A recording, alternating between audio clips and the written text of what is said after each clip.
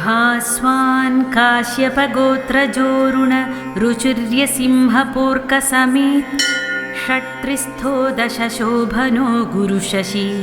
भौम आसुमित्रा सदा शुक्रो मन्दरिपुकलिङ्गजन पश्चाग्नीश्वरौ देवते मध्ये वर्तुलपूर्वदिग्दिनकरः कुर्यात् सदा मङ्गलम् चन्द्रकर्कटकप्रभुसितनिभश्चात्रेयगोत्रोद्भव श्चात्रेयश्चतुरश्र वारुणमुखश्चापि उमाधीश्वरः षट्सप्ताग्निदशैकशोभनफलो नूरिर्बुधार्कौ प्रियौ स्वामी यामुनजश्च पर्णसमिध कुर्यात् सदा मङ्गलम् भौम ओ दक्षिणदिक् त्रिकोणयमदिग्विन्ध्येश्वरघादिरः स्वामी वृश्चिकमेषयोऽसु गुरुश्चार्कशशी सौहृदः न्यूरिषट्त्रिफलप्रदश्च वसुधास्कन्दौ क्रमाद्येवते भारद्वाजकुलोद्वहोरुणरुचि कुर्यात् सदा मङ्गलम् सौम्यः पीत उदङ्मुख संमिदपामार्गो त्रिगोत्रोद्भवो बाणेशानदिश सुहृदविसुतशेषा समाशीतगो कन्यायुग्मपतिर्दशाष्ट चतुरः षण्णेत्रगः शोभनो विष्णुर्देव्यधिदेवते मगधभः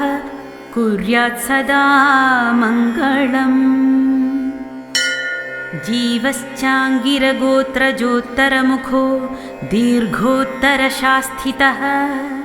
पीतोश्वथ समिच्च सिन्धुजनितश्चापोऽथ मीनाधिपः सूर्येन्दुक्षितिजा प्रिया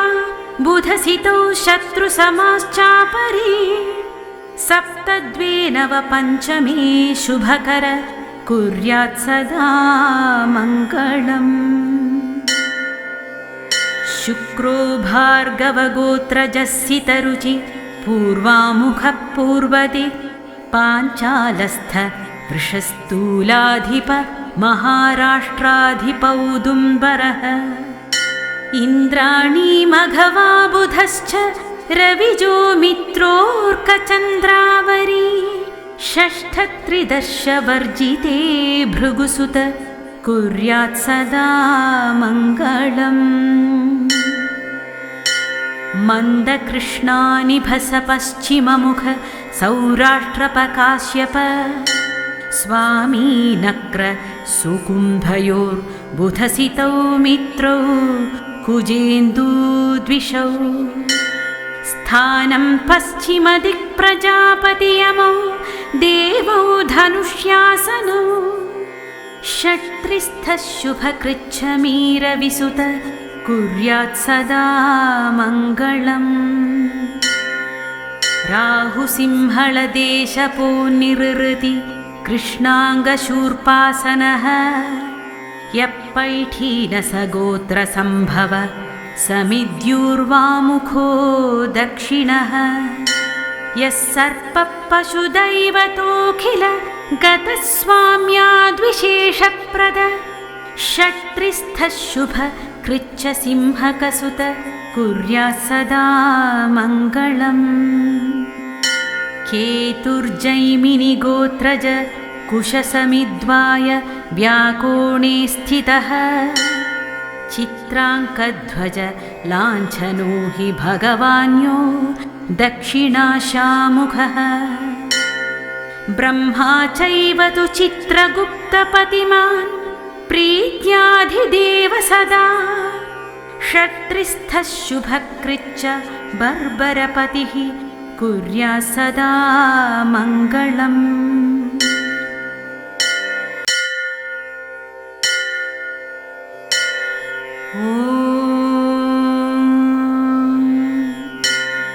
भास्वान् काश्यपगोत्रजोरुण रुचिर्यसिंहपूर्कसमेत षट्त्रिस्थो दशशोभनो गुरुशशी भौम आसुमित्रा सदा शुक्रो मन्दरिपुकलिङ्गजन पश्चाग्नीश्वरौ देवते मध्ये वर्तुलपूर्वदिग्दिनकरः कुर्यात् सदा मङ्गलम्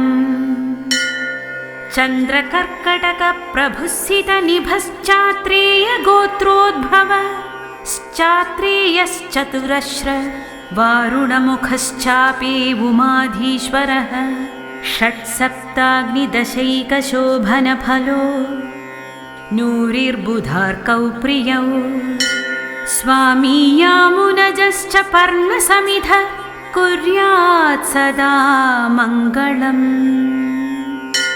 भौम ओ दक्षिणदिक् त्रिकोणयमदिग्विन्ध्येश्वरघादिरः स्वामी वृश्चिकमेषयोऽसु गुरुश्चार्कशशी सौहृदः न्यूरिषट्त्रिफलप्रदश्च वसुधास्कन्दौ क्रमाद्येवते भारद्वाजकुलोद्वहोरुणरुचि कुर्यात् सदा मङ्गलम् सौम्यः पीत उदङ्मुख संमिदपामार्गो त्रिगोत्रोद्भवो बाणेशानदिश सुहृदविसुतशेषा समाशीतगो कन्यायुग्मपतिर्दशाष्ट चतुरः षण्णेत्रगः शोभनो विष्णुर्देव्यधिदेवते मगधभः कुर्यात् सदा मङ्गलम् जीवश्चाङ्गिरगोत्रजोत्तरमुखो दीर्घोत्तरशास्थितः पीतोश्वथ समिच्च सिन्धुजनितश्चापोऽथ मीनाधिपः सूर्येन्दुक्षितिजा प्रिया बुधसितौ शत्रुसमाश्चापरे सप्तद्वे नवपञ्चमे शुभकर कुर्यात् सदा मङ्गलम् शुक्रो भार्गवगोत्रजस्सितरुचि पूर्वामुखः पूर्वदि पाञ्चालस्थ वृषस्थूलाधिप महाराष्ट्राधिपौदुम्बरः इन्द्राणी मघवा बुधश्च रविजो मित्रोऽर्कचन्द्रावरी षष्ठत्रिदर्शवर्जिते भृगुसुत कुर्यात् सदा मङ्गलम् मन्दकृष्णानिभस पश्चिममुख सौराष्ट्रपकाश्यप स्वामी नक्र सुकुम्भयोर्बुधसितौ मित्रौ कुजेन्दूद्विषौ स्थानं पश्चिमदिक्प्रजापतियमौ देवौ धनुष्यासनौ षट्त्रिस्थः शुभकृच्छमीरविसुत कुर्यात् सदा मङ्गलम् राहुसिंहलदेशपो निरृति कृष्णाङ्गशूर्पासनः यप्पैठीनसगोत्रसम्भव समिद्युर्वामुखो दक्षिणः यः सर्पः पशुदैवतोऽखिल गतस्वाम्याद्विशेषप्रद षट्त्रिस्थः शुभ कृच्छसिंहकसुत कुर्यात् सदा मङ्गलम् केतुर्जैमिनिगोत्रज कुशसमिद्वाय व्याकोणे स्थितः चित्राङ्कध्वज लाञ्छनो हि भगवान्यो दक्षिणाशामुखः ब्रह्मा चैव तु चित्रगुप्तपतिमान् प्रीत्याधिदेव सदा षट्त्रिस्थः शुभकृच्च बर्बरपतिः कुर्यात् सदा मङ्गलम्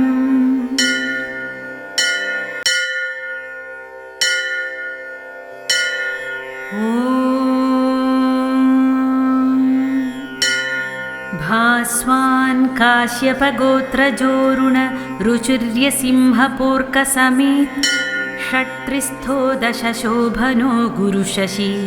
भौम आसुमित्रा सदा शुक्रो मन्दरिपु कलिङ्गजन पश्चाग्नीश्वरौ देवते मध्ये वर्तुलपूर्वदिग्दिनकरः कुर्यात् सदा मङ्गलम् चन्द्रकर्कटकप्रभुसितनिभश्चात्रेयगोत्रोद्भव श्चात्रेयश्चतुरश्र वारुणमुखश्चापि उमाधीश्वरः षट्सप्ताग्निदशैकशोभनफलो नूरिर्बुधार्कौ प्रियौ स्वामी यामुनजश्च पर्णसमिध कुर्यात् सदा मङ्गलम् भौम ओ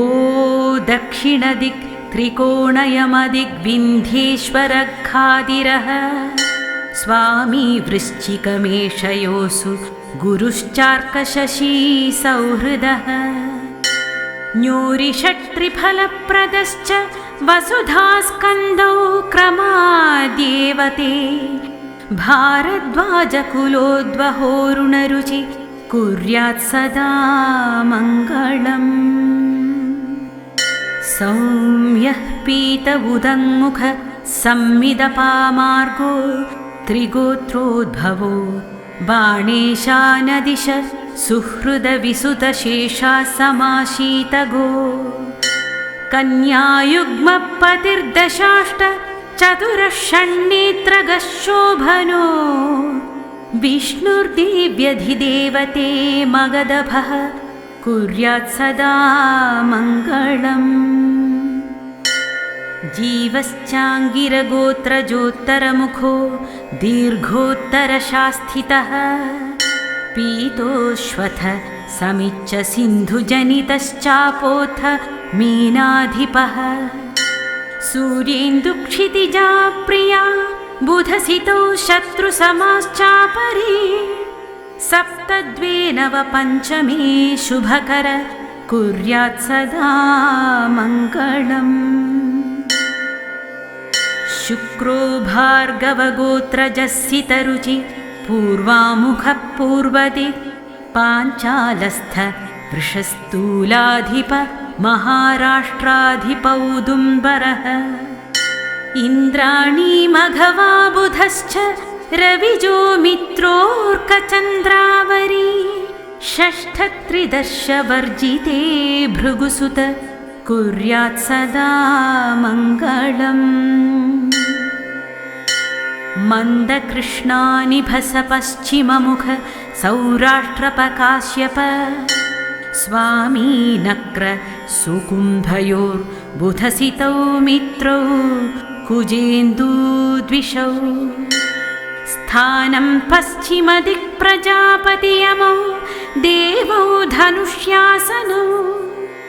षट्त्रिस्थः शुभकृच्छमीरविसुत कुर्यात् सदा मङ्गलम् राहुसिंहलदेशपो निरृति कृष्णाङ्गशूर्पासनः यप्पैठीनसगोत्रसम्भव समिद्युर्वामुखो दक्षिणः यः सर्पः पशुदैवतोऽखिल गतस्वाम्याद्विशेषप्रद षट्त्रिस्थः शुभ कृच्छसिंहकसुत कुर्यात् सदा मङ्गलम् केतुर्जैमिनिगोत्रज कुशसमिद्वाय व्याकोणे स्थितः चित्राङ्कध्वज लाञ्छनो हि भगवान्यो दक्षिणाशामुखः ब्रह्मा चैव तु चित्रगुप्तपतिमान् प्रीत्याधिदेव सदा षट्त्रिस्थः शुभकृच्च बर्बरपतिः कुर्यात् सदा मङ्गलम्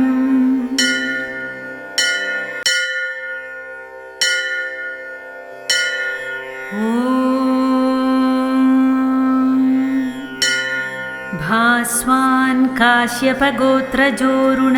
रुचिर्यसिंहपूर्कसमेत षट्त्रिस्थो दशशोभनो गुरुशशी भौम आसुमित्रा सदा शुक्रो मन्दरिपु कलिङ्गजन पश्चाग्नीश्वरौ देवते मध्ये वर्तुलपूर्वदिग्दिनकरः कुर्यात् सदा मङ्गलम् चन्द्रकर्कटकप्रभुस्सितनिभश्चात्रेयगोत्रोद्भवश्चात्रेयश्चतुरश्र वारुणमुखश्चापि उमाधीश्वरः षट्सप्ताग्निदशैकशोभनफलो नूरिर्बुधार्कौ प्रियौ स्वामी यामुनजश्च पर्णसमिध कुर्यात् सदा मङ्गलम् भौम ओ दक्षिणदिक् त्रिकोणयमदिग्विन्ध्येश्वरखादिरः स्वामी वृश्चिकमेषयोऽसु गुरुश्चार्कशशी सौहृदः न्यूरिषट्त्रिफलप्रदश्च वसुधास्कन्दौ क्रमाद्येवते भारद्वाजकुलोद्वहोरुणरुचि कुर्यात् सदा मङ्गलम् सौम्यः पीत उदङ्मुख संमिदपामार्गो त्रिगोत्रोद्भवो बाणेशानदिश सुहृदविसुतशेषा समाशीतगो कन्यायुग्मपतिर्दशाष्ट चतुरः षण्नेत्रगः शोभनो विष्णुर्देव्यधिदेवते मगधभः कुर्यात् सदा मङ्गलम् जीवश्चाङ्गिरगोत्रजोत्तरमुखो दीर्घोत्तरशास्थितः पीतोश्वथ समिच्च सिन्धुजनितश्चापोऽथ मीनाधिपः सूर्येन्दुक्षितिजा प्रिया बुधसितौ शत्रुसमाश्चापरे सप्तद्वे नव पञ्चमे शुभकर कुर्यात् सदा मङ्गलम् शुक्रो भार्गवगोत्रजस्सितरुचि पूर्वामुखः पूर्वदिक् पाञ्चालस्थ वृषस्थूलाधिप महाराष्ट्राधिपौदुम्बरः इन्द्राणी मघवा बुधश्च रविजो मित्रोऽर्कचन्द्रावरी षष्ठत्रिदर्शवर्जिते भृगुसुत कुर्यात् सदा मङ्गलम् मन्दकृष्णानिभस पश्चिममुख सौराष्ट्रपकाश्यप स्वामी नक्र सुकुम्भयोर्बुधसितौ मित्रौ कुजेन्दूद्विषौ स्थानं पश्चिमदिक्प्रजापतियमौ देवौ धनुष्यासनौ षट्त्रिस्थः शुभकृच्छमीरविसुत कुर्यात् सदा मङ्गलम् राहुसिंहलदेशपो निरृति कृष्णाङ्गशूर्पासनः यप्पैठीनसगोत्रसम्भव समिद्युर्वामुखो दक्षिणः यः सर्पः पशुदैवतोऽखिल गतस्वाम्याद्विशेषप्रद षट्त्रिस्थः शुभ कृच्छसिंहकसुत कुर्यात् सदा मङ्गलम् केतुर्जैमिनिगोत्रज कुशसमिद्वाय व्याकोणे स्थितः चित्राङ्कध्वज लाञ्छनो हि भगवान्यो दक्षिणाशामुखः ब्रह्मा चैव तु चित्रगुप्तपतिमान् प्रीत्याधिदेव सदा षट्त्रिस्थः शुभकृच्च बर्बरपतिः कुर्यात् सदा मङ्गलम् इति श्री नवग्रहमङ्गलश्लोकं सम्पूर्णम्।